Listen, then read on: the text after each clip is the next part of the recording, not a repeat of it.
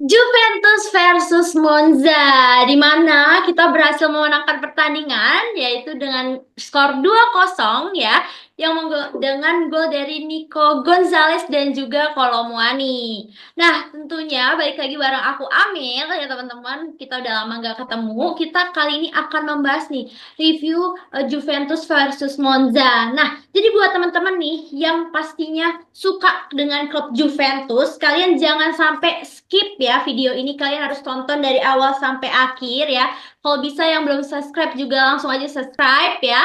Nah, pastinya aku nggak sendirian nih teman-teman ya. Aku bersama dua narasumber kece kita, yaitu ada Mas Bustan dan juga Mas Jeki. Nah, bisa Halo, disapa dulu nih teman-teman Mas-mas. Halo Mas halo Bustan. teman-teman Soal Juventini. Akhirnya menang. Oke, terima kasih Mas Jeki. Nah, boleh Mas Bustan disapa dulu Ya, teman-teman. halo-halo semua. Perkenalkan, saya Bustan Oke. Juventini dari Jakarta Timur. Oke, terima kasih Mas Bustan. Nah, buat teman-teman nih yang mungkin ya mau jadi narasumber juga ya, karena kalau misalnya kalian tahu Mas Bustan ini salah satu member kita nih. Jadi kita ada member ya, ada member eksklusif buat teman-teman. Nah, kalian nanti bakalan berkesempatan untuk menjadi salah satu narasumber dan pastinya akan tergabung nih dalam grup WhatsApp kita. Jadi nanti di sana kita bisa ngobrol-ngobrol seru tentang Juventus dan pastinya kalian gak bakal ketinggalan berita-berita terupdate tentang Juventus. Nah, oke, kita langsung aja nih ya, teman-teman. Kayaknya udah nggak sabar nih, karena kita menang, jadi perasaannya pastinya menggebu-gebu ya. Nah, kalau kita tahu Giornata 3-4 melawan Monza itu mendapatkan 3 poin ya untuk Juventus. Ya, yang ini artinya itu memberikan napas sesaat nih buat Juventus dalam perebutan zona Liga Champion. Nah, Juve diprediksi akan menang di laga ini dan itu memang terjadi ya. Walaupun bahkan seharusnya nih kita bisa menang lebih besar nih mungkin lebih dari sekadar 2-0. Nah, tetapi ini ternyata ada momen tak terduga ya, seperti Yildiz yang mendapatkan kartu merah akibat perlakuan kasar kepada pemain Monza. Walaupun bermain dengan 10 orang ya, Juventus tetap berhasil mempertahankan skor sampai peluit terakhir. Nah, paling tidak nih teman-teman ya, game ini tuh menjadikan batu loncatan ya kalau Juve ini ingin mengambil spot Liga Champion.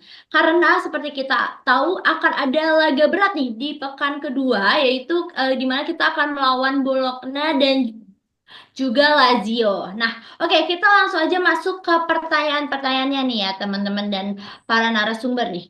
Seperti yang disampaikan sebelumnya ya, kalau ada momen penting nih di pertandingan kemarin ya, yaitu kartu merah Yildiz. Waduh.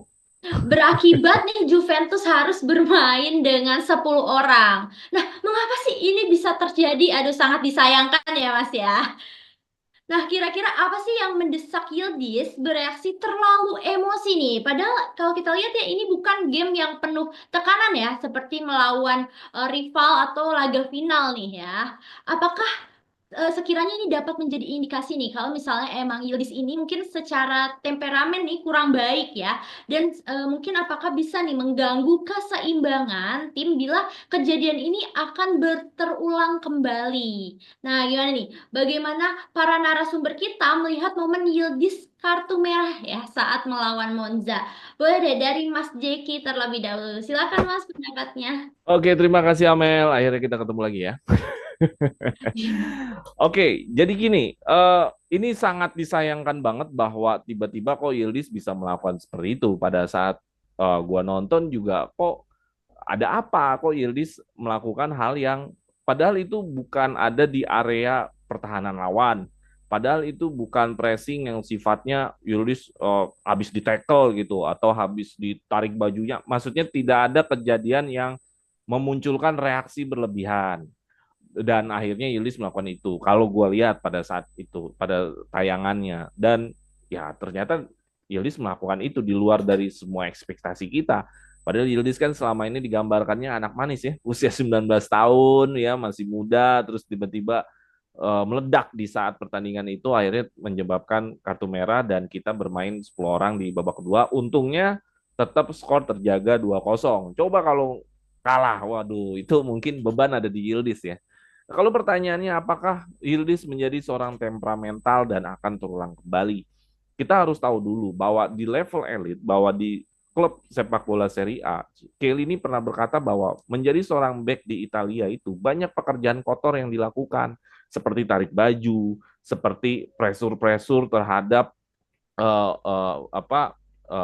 bicara gitu, maksudnya pressure-pressure kalau misalkan kita bermain mungkin kita dikatain apa, mungkin kita dibilang apa, belum pressure-pressure seperti dorongan-dorongan kecil, belum pressure-pressure tinggi seperti itu, pressure-pressure kotor seperti itu memang sering dilakukan oleh back-back di Italia atau back-back di level kompetisi Serie A. Dan Yildiz harus memahami itu. Karena ini bukan lagi sebuah kompetisi Primavera, ini bukan lagi kompetisi Serie B, ini udah Serie A. Istilahnya segala cara dilakukan untuk gimana lawan itu menjadi drop secara mental atau secara teknik. Nah, kalau Yildiz tidak memahami situasi itu, takutnya Yildiz terpancing lagi. Kenapa? Karena Yildiz sudah punya bakat terpancing. Jadi bakatnya ada nih terpancing. Cuman tinggal apakah nanti akan dipancing lagi nggak sama lawan bakat-bakat seperti ini. Nah takutnya terpancing lagi. Cuman walaupun Yildiz sudah mengakui dia salah ya, dia di Instagramnya hari ini dia posting tuh, iya gue mengakuin gue salah. Nah takutnya ini akhirnya musuh-musuh yang akan melawan Juventus, ini anak bisa nih dipancing gitu. Kalau ini anak bisa dipancing, nanti gue pancing lagi aja. Gitu kan yang rugi Juve. Gitu. Nah gue ngambil satu contoh yang namanya pemain berbakat tapi sering temperamental, sering marah-marah kepada lawan bahkan ke teman sendiri, yaitu namanya Cassano. Pasti Bustan tahu ya. Antonio Ya, Cassano ya. dia berbakat hebat, berbakat bagus, tapi dia nggak pernah sampai di level puncak. Kenapa? Karena dia sering sekali gampang dipancing lawan, emosi, temperamen, dan di lapangan akhirnya nggak fokus. Nah itulah seorang Cassano.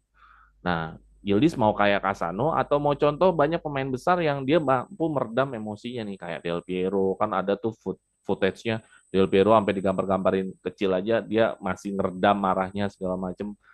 Ya Ibrahimo, Balotelli. ya banyaklah contoh-contoh pemain besar yang dia mau ngeredam amarahnya demi timnya gitu loh. Ya kasus kayak Vini Junior yang bahkan dirasisme kan, dia kadang-kadang juga mungkin dia bisa temperamen ya kalau mau itu mungkin dia sering kartu merah kali.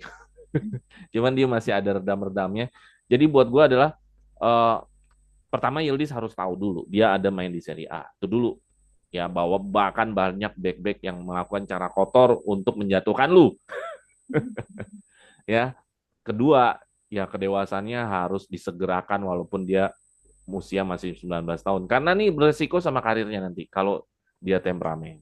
Gitu Mel. Jadi dua hal ini yang Yildiz harus perlu ketahui dan mudah-mudahan ini adalah kasus terakhir Yildiz melakukan kartu merah yang tidak perlu. Karena itu sangat tidak perlu karena dia tidak dalam maksud gue ini, lu kalau kartu merah tapi resikonya adalah bola kebobolan, gue masih bisa terima. Misalkan orang udah mau tinggal ngegolin ke gawang kita, ditarik bajunya akhirnya di gol, akhirnya kartu merah. Ya udah silakanlah, itu pengorbanan namanya. Kalau ini kan nggak ngapa-ngapain, nggak ada apa-apa, tiba-tiba kartu merah. Akibat ulahnya Yildiz sendiri. Ya diperiksa lah sama VAR lah. Karena kan ini udah eranya VAR. Ya gitulah Mel kira-kira. Oke, terima kasih Mas Jeki. Karena emang kalau kita lihat di permainan bola kadang emang tim lawan itu sengaja kasar ya, biar mancing emosi kita nih. Iya. Soalnya ini Yildiz gak diapa-apain tapi udah terpancing emosinya itu gawat juga ya. Iya. Oke, kalau dari Mas Bustan bagaimana nih pendapatnya? Apakah ada tambahan Mas? Silakan. Ya, kalau dilihat dari pertandingan kemarin kan sebetulnya pas kejadian Yildiz itu ya, eh, kayaknya dia minim ini deh. Maksudnya kalau misalnya ada provokasi juga dari berita-berita juga belum ada yang beritain kalau misalnya pemainnya Monza itu provokasi gimana-gimana gitu. Kayaknya itu masih taraf duel yang biasa aja gitu, casual duel yang harusnya sih Yildiz nggak terpancing emosi seperti itu ya, yang sampai nyikut gitu. Tapi mungkin kita lihat dari sisi ini juga sih, kalau Yildiz itu kan pemain muda ya, pemain muda yang usianya masih di bawah 20 tahun, dan dia juga berada di klub yang performanya itu lagi naik turun, lagi nggak meyakinkan gitu. Lagi dalam performa yang kurang bagus, dan dia juga dalam posisi pemain nomor 10 gitu. Jadi mungkin ada pressure tersendiri, ada beban tersendiri di pundak Yildiz kalau dia harus bisa tampil bagus dan bisa membantu tim ini untuk meraih kemenangan gitu. Hanya saja ternyata beban itu juga yang mungkin bisa mengganggu ininya dia ya, stabilitas emosinya dia gitu. Dan memang sih kalau dibilang pemain muda kan, ya namanya pemain muda ya. Kita juga nggak bisa agak sulit, bukan nggak bisa sih, agak sulit untuk mengharapkan pemain muda itu akan selalu bersikap dewasa gitu. Pasti ada aja hal-hal yang akan menjatuhkan dia. Apalagi kalau suasana timnya itu bukan tim yang melaju mulus-mulus saja gitu kayak pemain muda di Barca kan itu kan sekarang Barca banyak pemain mudanya juga kalau kita mau bandingin tapi di Barca itu mereka ada pemain senior yang bisa membimbing dan juga saat ini lajunya Barca itu lumayan bagus gitu jadi bisa dibilang ya eh, di Barca itu mereka pemain mudanya itu lebih terjaga mungkin mentalitasnya. Nah, sedangkan di Juve ini, kalau kita lihat Yildiz dengan beban seperti itu, ya mungkin memang agak ada akan ada fase-fase di mana dia akan terpancing emosinya gitu atau melakukan hal-hal blunder yang tidak perlu gitu. Masih labil lah istilahnya kalau remaja seperti itu ya itu bisa dimaklumi sih. Nah, seperti yang dibilang Bang Jeki tadi bahwa nah ini harus bisa dikurangi juga oleh Yildiz ya. Kalau bisa di inilah dia bisa lebih dewasa lagi gitu dalam menyikapi pertandingan itu sih.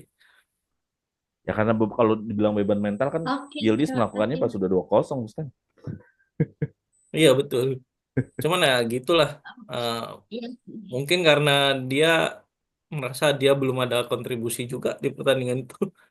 Mm, Kalau Ya emang sebelum agak Juve aneh sih, juga agak kan. aneh mm, emang. sebelum gol itu kan kayak apa ya? Dia bermainnya juga nggak terlalu bagus-bagus juga itu. Belum bukan ngasis gitu atau ngegolin nggak terlalu bagus juga. Ya, jadi bisa jadi Ya mungkin gimana dia men? kecewa sama dirinya sendiri gitu kali ya. Jadi dia tuh bingung lah Iya, biasin emosinya. Maksudnya dia mau bermain lebih bagus padahal, tapi ternyata dia merasa dia tuh kurang cukup berperan dalam pertandingan Monza kemarin. Mungkin kayak gitu. Kita nggak tahu ya sebenarnya yang tahu ada apanya sebenarnya Yildiznya sendiri. iya, betul. Oke, Hmm. kalau gitu terima kasih Mas Bustan. Nah, kalau kita lihat kemarin berarti jadinya Juve ini bermain di dua situasi ya dalam game ini, di mana bermain full nih di tim full tim di babak pertama dan 10 pemain di babak kedua. Nah, bagaimana nih narasumber melihat jalannya pertandingan secara keseluruhan? Yang mana Juve ini sebenarnya kalau kita lihat kan cukup nyaman ya di babak pertama, apalagi setelah gol Nico Gonzalez nih yang termasuk cepat dihasilkannya. Oke, boleh deh Mas Bustan duluan deh. Silahkan, bagaimana Mas Iya, Pratama? kalau ini kan kalau kita lihat di babak pertama, Juve sebetulnya main seperti biasa ya di eranya Tudor ini menggebrak dengan intensitas yang lumayan tinggi gitu. Jadi Juve seperti yang dibilang di awal tadi bahwa mungkin bisa menghasilkan lebih dari 2 gol di pertandingan ini karena memang di babak pertama itu lumayan menyerang gitu banyak peluang-peluang juga yang dihasilkan oleh Juve dan di sini perannya Kolomuani juga lumayan bagus ya sebagai ini sebagai ujung tombak gitu dia bisa ngehold bola dia bisa mencari ruang gitu untuk menciptakan peluang sendiri maupun untuk teman-temannya gitu jadi di babak pertama ini lumayan bagus lah permainannya Juve gitu. Nah di babak kedua mungkin terpengaruh juga sama kartu kartu merahnya Yildiz ya kurang satu pemain sehingga ya terpaksa bertahan gitu. Padahal sebetulnya sih ini kan lawannya Monza ya, Monza peringkat 20 gitu dan kalau dilihat statistik sih itu Juve malah bertahannya sangat dalam ya. Kalau nggak salah ball positionnya itu sampai 80-an dan Juve-nya itu cuma belasan persen gitu di babak kedua. Gara-gara apa? Karena kurang satu pemain ya, hanya bermain dengan 10 orang gitu dan Juve benar-benar agak tertekan di babak kedua gitu. Walaupun pertahanan Juve lumayan solid juga ya karena Monza juga kelihatannya di babak kedua itu walaupun menyerang terus tapi nggak bisa menghasilkan peluang-peluang yang matang juga karena memang kualitasnya Monza juga ya. Nah, ini yang jadi PR-nya Juve juga ke depannya gitu. Bagaimana kalau misalnya di babak kedua itu bisa tetap mempertahankan intensitas dan bermain baik juga seperti dengan babak pertama gitu. Karena memang kalau kita lihat di zamannya Tudor ini kan sering banget gitu babak pertama intensitas tinggi, bagus mainnya, terus babak kedua kendor gitu. Apalagi kemarin itu kehilangan satu pemain yang tentu lebih memberatkan lagi untuk Juve untuk bisa keluar dari tekanan. Itu sih jadi PR-nya ini juga, PR-nya Juve juga. Berarti kalau misalnya dilihat memang babak kedua ini sangat berpengaruh ya, karena kan mungkin dari Yildiz kena kartu merah, jadinya mungkin pemain lain malah kepikiran atau gimana, dan juga mempertahankan pertandingan dengan 10 pemain juga memang agak sulit sih ya. Oke, Iya. kalau kalau gitu silakan pendapatnya nih Mas Jeki, bagaimana Mas kalau dari Mas Jeki silakan. Oke. Ya memang ini pertandingan yang paling harus disyukuri adalah kita menang akhirnya ya. Karena gue udah deg-degan ya kalau misalkan ini udah 10 orang takutnya Monza ya intinya kan kalau udah kalah jumlah dalam sepak bola itu sulit. Iya. Kita mau bertanding itu sulit apalagi yang 11 pemainnya katakanlah levelnya mau sama bahkan lebih wah itu udah sulit banget. Dan untungnya kita menang. Dari gambaran pertandingan ini yang harus disyukuri adalah menang. Terus yang kedua adalah bahwa kita juga melakukan banyak kesempatan ini kita kalau bicara babak kedua gue udah nggak terlalu mau ngomongin ya karena babak kedua itu isinya hanya yang penting jangan kebobolan karena hanya sedikit peluang yang diciptakan sama Juventus di babak kedua jadi babak kedua tuh nggak bisa dibahas sebenarnya yang bisa dibahas tuh babak pertama.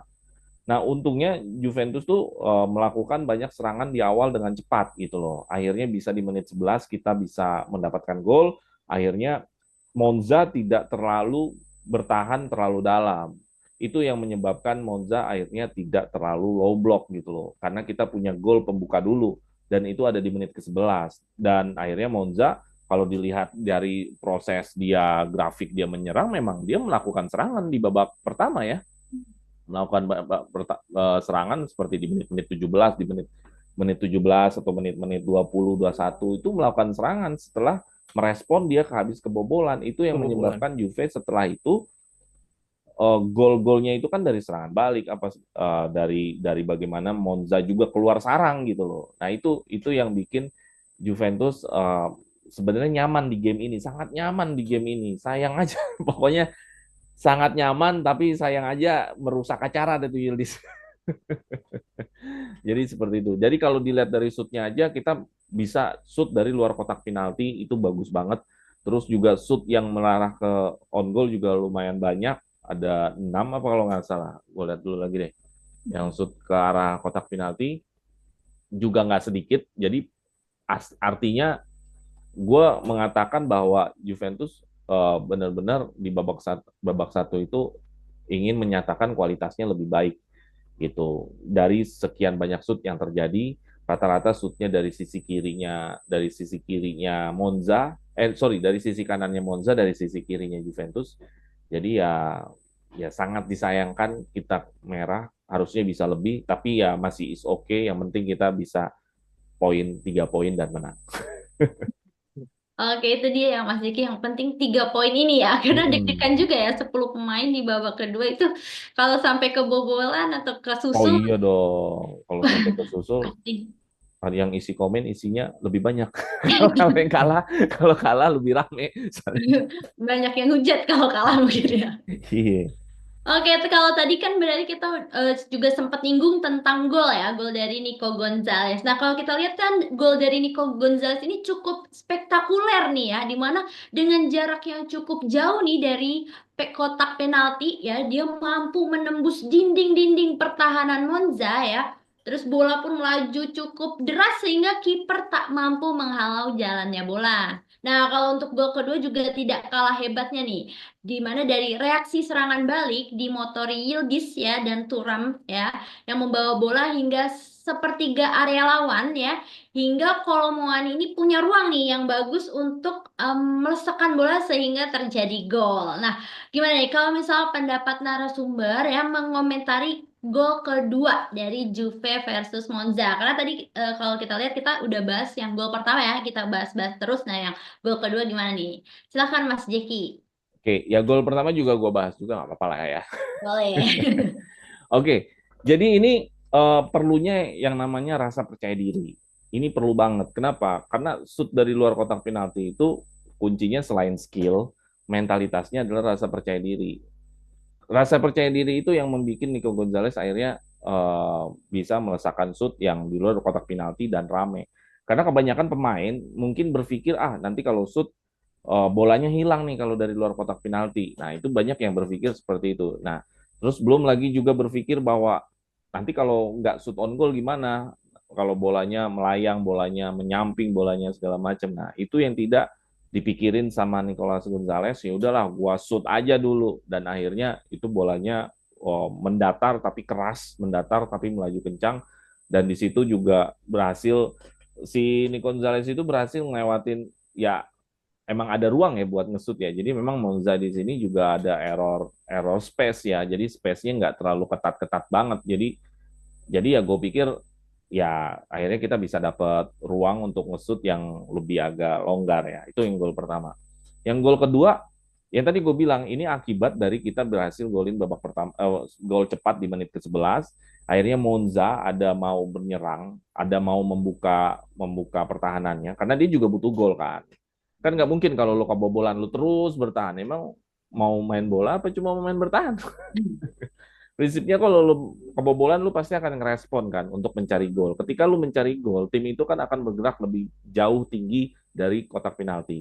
Dan akhirnya ya itulah skema-skema serangan baliknya Juventus itu akhirnya bisa bisa terjadi, dan terjadilah gol Colomani. Gol Colomani ini gue melihat bahwa ada tiga peran ya, ada Yildiz, terus ada uh, Thuram, dan ada Colomani tentu yang mencetak gol. Tapi kalau dilihat-lihat lagi siapa peran yang paling besar ya tentu Thuram. Thuram itu kuat sekali bawa bolanya, kuat sekali bawa bolanya sampai dikawal dua pemain saja dia tidak bisa ngimbangin pemainnya Monza. Jadi kuat sekali Thuram, dan akhirnya semua fokus sama Thuram. Colomani punya space yang enak buat kontrol bola dan akhirnya shoot dan akhirnya gol. Jadi adanya Thuram di sini memang menjadi kunci kalau serangan-serangan balik karena dia kuat dribble bola atau yang dinamakan dalam statistik carrier the ball. Jadi gua rasa kita punya pemain yang siap kalau counter attack itu hasilnya bisa maksimal dengan adanya Thuram sih menurut gua. Gitu. Oke, terima kasih Mas Jeki. Karena tadi gol pertama emang ngaruh ya. Kalau misalnya siapapun ini dalam pertandingan dia berhasil mendapatkan momen penting nih, gol pertama itu pastinya ngaruh.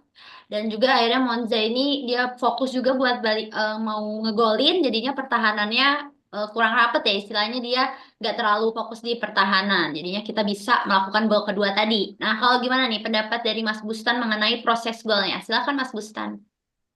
Iya, kalau gol pertama kan itu memang salah satu cara untuk membongkar parkir bus dari tim lawan kan adalah shoot-shoot dari jauh ya, selain dari kombinasi 1-2 untuk membongkar pertahanan lawan gitu. Kalau misalnya kombinasi permainan nggak bisa, ya dari bola bola mati atau mungkin ya dari shoot-shoot luar kotak penalti gitu. Dan mumpung kita juga punya ini ya Nico Gonzalez gitu yang memang di Fiorentina salah satu andalannya itu adalah shoot dari luar, inverted masuk dari kanan terus shoot dari luar kotak penalti gitu. Itu bisa dibilang trademarknya dia juga ya di Fiorentina gitu. Dan akhirnya dia kemarin bisa ngegolin lagi itu setelah sekian lama dia nggak bisa ngegolin. Akhirnya dia ngegolin lagi eh, ke gawang Monza, dan juga untuk gol setelah golnya Nico Gonzalez itu kan memang tentunya Monza akan berusaha lebih keluar lagi ya, lebih keluar gitu, tidak parkir bus seperti sebelum-sebelumnya. Dan dari situ ya seperti yang dibilang tadi bahwa gol kedua itu memang karena pertahanannya Monza juga udah lumayan terbuka ya, dan Juve dengan permainannya yang lebih direct bisa lebih main lebih direct, akhirnya dengan 3 orang aja gitu bisa ngegolin gitu dari Yildiz, kemudian Thuram yang membawa bola ke depan, dan juga penyelesaian dari Kolo Muani ya.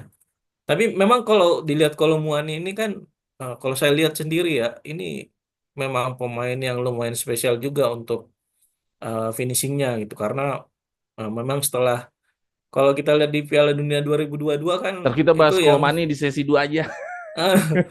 kalau ininya kan dia kurang ini ya, kurang bagus ya penyelesaiannya pas itu trademarknya. Tapi akhirnya ke sini-sini dia jadi lebih bagus lagi itu untuk penyelesaiannya. Itu sih pemain yang spesial sih itu. Nah, nanti kita bahas untuk Kolomuani ini. Iya, ada sesi khusus buat Kolomani. Sip, Sabar sip. Bustan, Iya. sabar.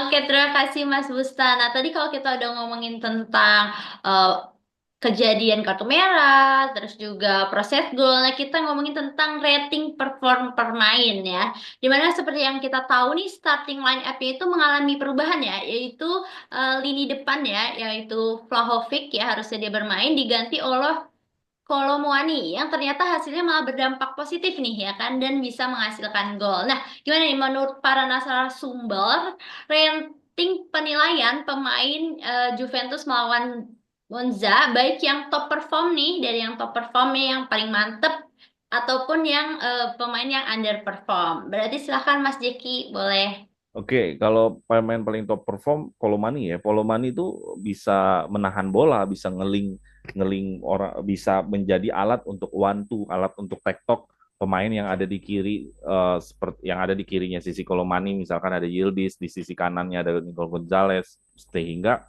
area-area half space bisa dimanfaatin dengan Kolomani bisa mampu melakukan one two gitu.